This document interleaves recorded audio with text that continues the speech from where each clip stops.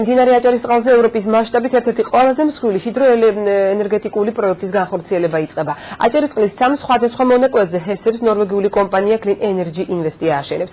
ჰიდროელექტროსადგურების მშენებლობისთვის 350-დან 600 მილიონ დოლარამდე ინვესტიცია ჩაიდება. კასკადების მშენებლობა აჭარისწყალზე 2012 წლის ბოლოს დაიწყება და 6 წელიწადში დასრულდება. თითოეული ჰესის სიმძლავრე 300 მეგავატი იქნება. ჰესები გამომუშავებული ელექტროენერგიით ადგილობრივ ბაზარს უზრუნველყოფენ. პარალელურად მოხდება ექსპორტირებაც. საექსპორტო სამუშაოები უკვე დასკვნით ეტაპზეა. აჭარის მთავრობის თავმჯდომარეს პროექტის შესახებ Clean Energy Invest-ის წარმომადგენლებმა დღეს დეტალური ინფორმაცია მიაწოდეს. პროექტის ტექნიკური და ეკონომიკური მხარის შესწავლის გარდა კომპანია გარემოს დამცველებთან ერთად იმ ტერიტორიებსაც იკვლევს, სადაც კაშხლები და ჰესები უნდა აშენდეს.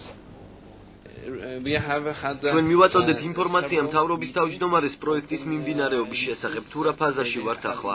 ამ ეტაპზე ხდება პროექტის ტექნიკური და ეკონომიკური შესწავლა, აგრეთვე ტერიტორიების გეოლოგიური კვლევა და გარემოს დაცვის კუთხით მოსალოდნელი საფრთხეების გაანალიზება. პროექტის საბოლოო სქემა თითქმის შემუშავებულია და მისი განხორციელება 2012 წლის ბოლოსთვის დაიწყება. პროექტის მიხედვით აჭარისწყალზე 3 ჰიდროელექტროსადგური აშენდება, 2 მათგანი ხულოს რაიონში, ერთი კი ქედაში განთავსდება.